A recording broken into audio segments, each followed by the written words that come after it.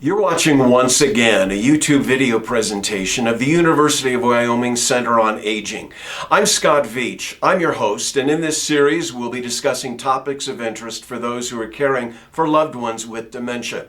We invite you to subscribe to the channel, and we hope that you'll hit that thumbs up like button. Both of those actions help our channel to grow and reach more people. And if you'll hit that notification bell, you'll be notified each time we upload a new video. Our guest today is Heather Comstock. She directs the Dementia-Friendly Wyoming Department at the Hub on Smith, which is a classy and super great way of mentioning senior center in Sheridan, Wyoming. I love that name. She has a master's degree in dementia studies from the University of Stirling in Scotland, no less.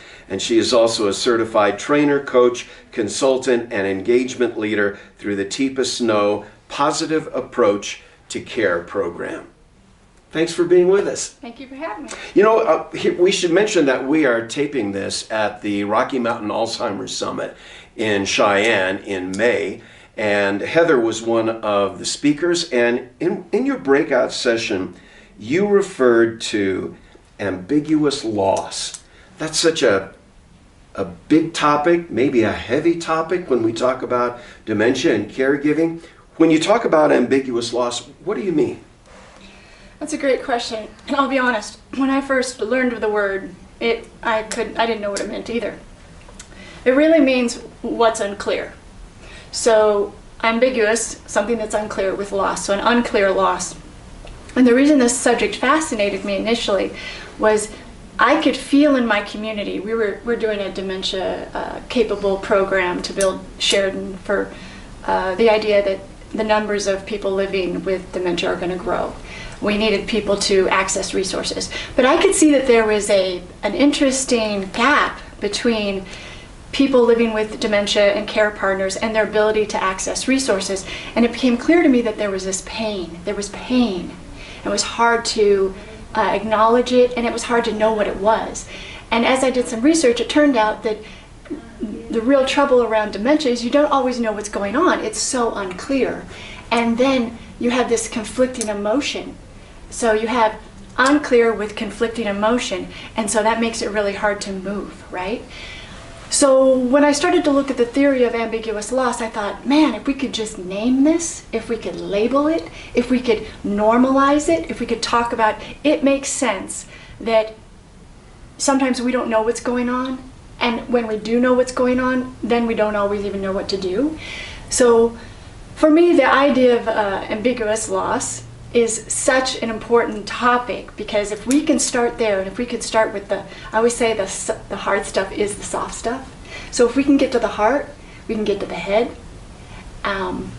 So that's kind of how it all started, is I recognized we were dealing with pain, and if we didn't address it, if we acted like it wasn't there, we weren't really going to be able to always offer other resources. Does that make sense? Sure.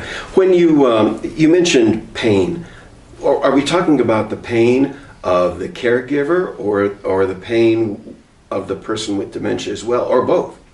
That's an even better question. Initially, my work really focused on the caregiver, and I could listen and be present and observe with conversation and even interaction the pain.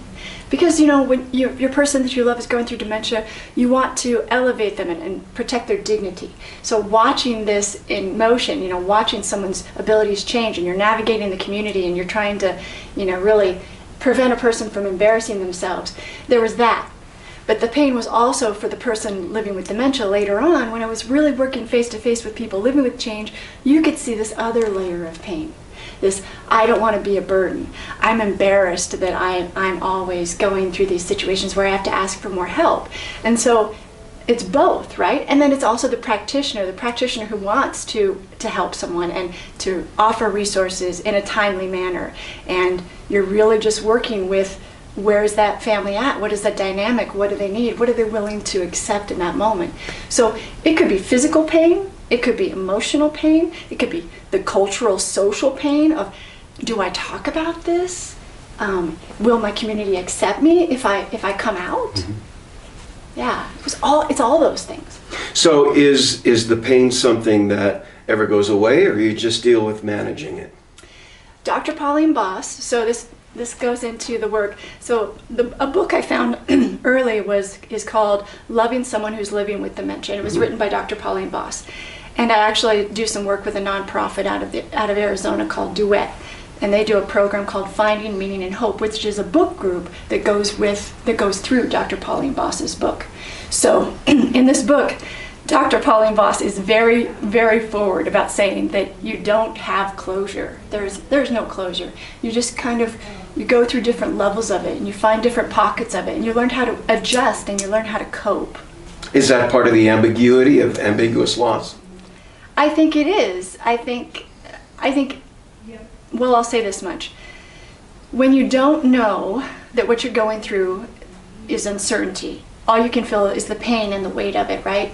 That's a level of ambiguousness that's so hard because you don't even have a name for it. Now, once you have a name for it, okay, now we know what we're dealing with. We can externalize this pressure, and now we can actually address it by coming up with our customized, our personal way of dealing with it. Do I want to be a primary care partner if I went to the care partner stance? Do I want to be a primary care partner? Do I want to be hands on deck? Or do I want to be a managerial care partner? Do I want to make sure the care is in order and sort of make sure things are logistically the way they should be? It's even this understanding that you can actually decide what your care partner experience would be. And for the person living with dementia, it's also recognizing that there is a conversation that can start to take place if you're still verbal about, I don't know what to do and what is our plan.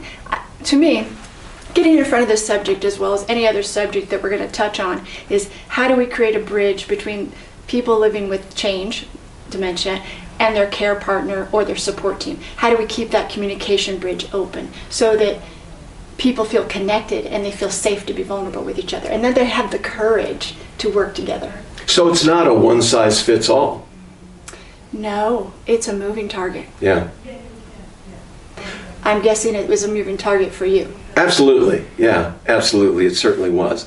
You talked about, you just mentioned working with dementia patients who are still verbal. Does that play a key role in how you devise the treatment or the program that you put together? Yeah, so I always say if I was on a soccer field, there's a position, I think there's a position called the striker. They can go anywhere, right?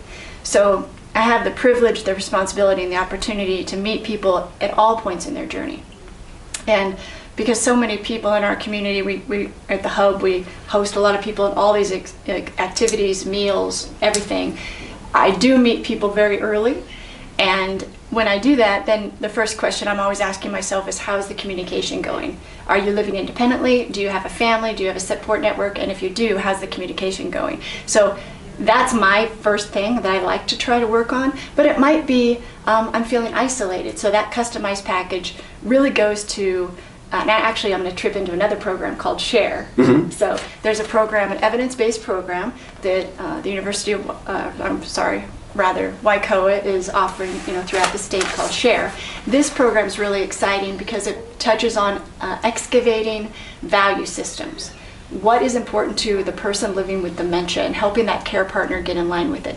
I too strive to do the same thing. So when I work with a family, I'm excavating for the value system, not just of the person living with change. I'm also looking for the value system of the care partner to see how we can merge, and or so how we can maybe see are we on the same page? Are we in agreement? Or maybe we're not on the same page, which is actually why we're not communicating. Again, we get to externalize the obstruction. It's not personal.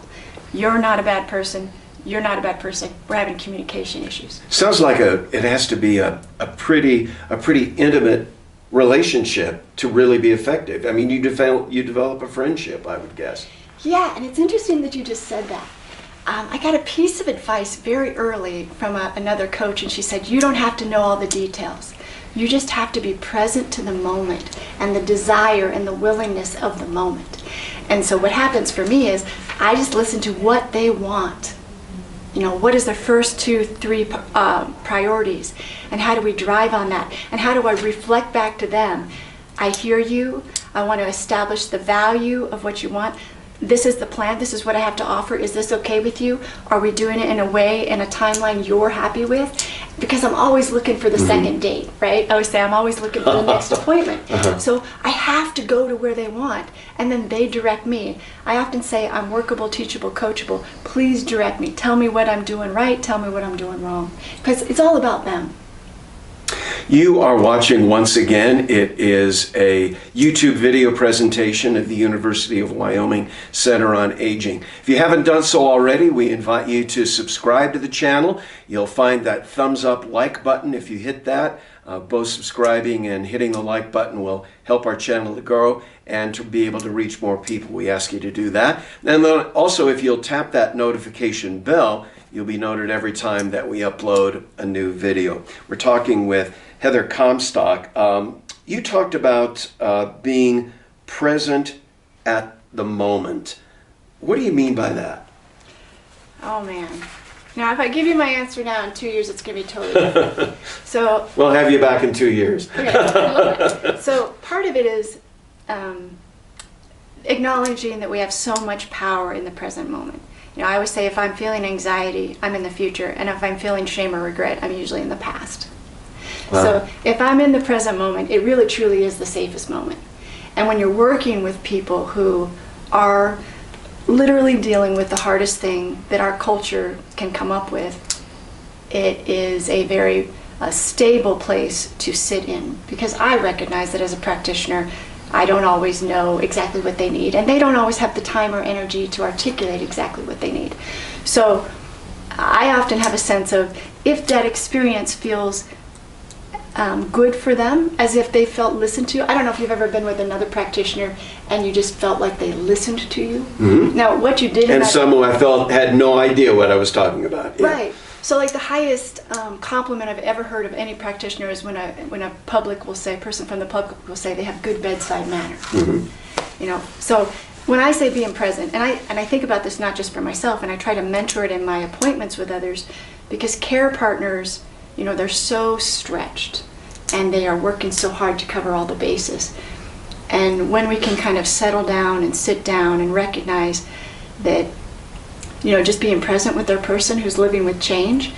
There's a very special thing about dementia or any kind of cognitive change. People really value other people that are with them in the room, not looking at their phone, not distracted. And so I take that cue from families and from people living with dementia. When you speak to them often, they say, I just want people to be with me. And then they'll reach over and they'll say, really be with me. And so it's we're listening to them in conversation, but are we actually picking up what they want or what they're really saying? And you know, even when we're talking with someone about communication, and I'm totally digressing here, but if someone's verbal, but they're saying a sentence, and they're thinking a sentence, and what they're saying is a different sentence, you know, if we're present with people, we can pick that up. We know what they're saying is maybe, I want to go to the pool, but we know what they mean is, I like a tea, because you know your person well enough to know. And so those are the type of things, when we catch it, you know, we can really remove future obstacles. It's the single most important feature of my work. And so and here's the best part, when I'm not doing it, they'll dismiss me, they'll kick me out of my own appointment. I love that. There is no better litmus test, right?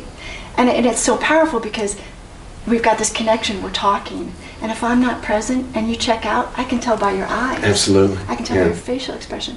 And what's more important is when you're living with change, you have this emotional experience, and even if you forget this conversation and you forget I was here, there's a chance you might still be sad hours later. And I did that because I wasn't present. So it's this interesting piece. Intimacy. Yeah. Right. I mean, it's just it's a mind bender, just how powerful and important it is. What would you say to, and you mentioned that you work with people who are all along the timeline, some just getting started, some in the middle, some toward the end. What would you say to someone who has just found out, just got the diagnosis, their loved one just got the diagnosis, it's overwhelming? What's the first step? What's a good first step that maybe can give them a little bit of hope that they're not alone in this? Okay. Well, I would say, as hard as it is, it's going to be okay. I mean, I'm not going to say it's perfect, and life is fundamentally different, but you're not alone. And I'm not just saying that. You really are not alone. There's more resources now than there's ever been. Yes. And I would say reach out to your community, reach out to help wherever you are, whatever city you're in. There's aging division, there's family caregiver. I mean, there's a lot of things that are available. And if you're in a very small community, reach out to the next person or the next community. And maybe talk to another care partner who you know has already gone through the journey. If you're a person living with dementia, don't shut down. It's okay if you're mad, and it's okay if you need to think about it and ruminate it on a little bit, but don't isolate yourself. It's very important that you reach out and connect with other people that are living with change too, because you need to know what you're going through is normal for you. But more importantly, let's talk about your workarounds. Let's talk about your coping mechanisms. Let's talk about how you are going to adapt. There are so many ways that you can walk with this that's different than 20 years ago. And I want to acknowledge that it's the hardest thing to talk about and acknowledge right now. I think 40 years ago it might have been cancer, the C word, but now it's the D word. So I just want to say, you are not in a place any longer where there's any shame around this. And the faster you can get resources, the faster you can get to the point where you feel a little more grounded, and you can start to figure out what your quality of life is going to look forward. And I know that sounds like blasphemy, quality of life and the word dementia right next to each other. But let's get real about the fact that your time is finite. It's important. Let's make it the best it can be. And so there's programs that can help you think about if you're a person living with dementia, how do you want your care to be in the future? The SHARE program, what do you want it to look like? Your decisions are important. You have the most time right now as a couple, primary care partner or the person living with change, to make your decisions now. Your voice is important. Like, this is your experience. What do you want it to go like? What do you want to do if you golf? Do you want to continue to golf? And knowing that your golf game, at some point you might not count your, I don't know anything about strokes. You might not count your strokes, but you have golf buddies that take you golfing. Maybe you don't get to drive the cart at some point, but you get to ride. I mean, let's just think about it as, what are we still going to do? Life is not over. It is going to be different. You talked about 20 years ago, 40 years ago. Are we making headway? Are we doing a better job of dealing with this now than what we had been? Are we making some progress? I think we are. I have rose-colored glasses. I think we are. Right now, people living with dementia have groups they can reach out to talk with. A group that comes to mind is Dementia Minds. It's a not-for-profit group that is, the board of directors are all people living with dementia. They have meetings, they can talk, they do advocacy, they do education and presentations. There's groups evolving in communities where caregivers have support groups, but so do people living with change. They have support groups because they still want to volunteer. They still want to do things. I mean, they want to go places. They have aspirations. They have hope. I mean, that's the funny thing, right? That's the key, hope. That's the idea. And what is hope? Hope is, you have a plan. You have an idea of what you want. You have a plan, and you have a way to get there. And the bottom line is, it's not just the care partner's job, right? The care partner needs a team too. So how can we expand the envelope of this support network so that everybody stays sane and they like themselves? I mean, there's a point in this journey where it is so hard and it hurts so much that you just don't know how you're going to go on. And I think that when you have someone to reach out to, if you're a person living with dementia that has friends and you're early in your journey, you can text your friends. And if you're a care partner that has a support group, you can, give your friend an emoji face, and that's all you had to say for that day. Or you have a really good doctor who knows, maybe you're in a cycle with your person, a UTI, urinary tract infection cycle, and that doctor says, call me anytime and we're going to check those meds and we're going to adjust that. Or you have an art program like Danny's program, and on Thursday, it's Tuesday night, but if we can just make it to Thursday, make it to that art experience. I mean, that's hope. It's the knowledge that you can link arms with others, and no matter how hard it is, you're not alone. We have just scratched the surface. we have just scratched the surface, but our time is wrapping up now. Anything else that we should have covered and didn't have time for, didn't get in? Well, I think I'd like Of course, the answer is yes. Right. I'd like to make a plug for Wyoming Together Dementia. Wyoming Dementia Together. That's right. I'd like to make a plug for that, right? There's these opportunities here, and then all the resources on your website, and the future opportunities for conferences and summits. We'll have to do this again. Okay.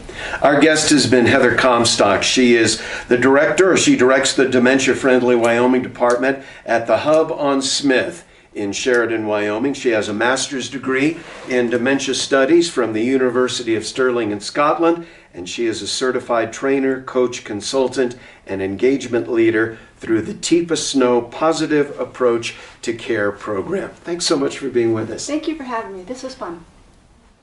You've been watching once again a YouTube video presentation of the University of Wyoming Center on Aging.